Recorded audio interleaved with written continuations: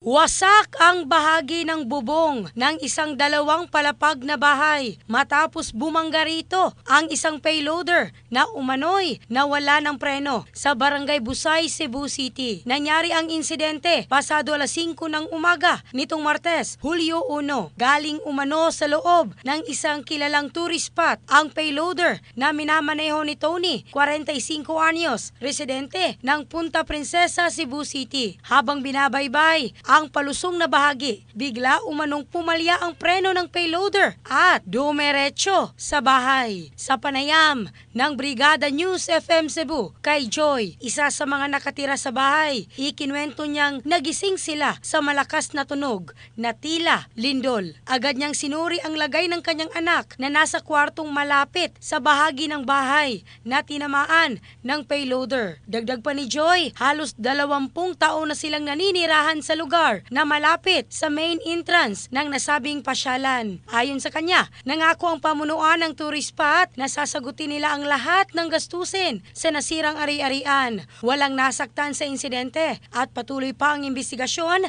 ng mga otoridad. In the heart of changing lives, ako si Michelle Craste ng Brigada News Philippines, the Music and News Authority.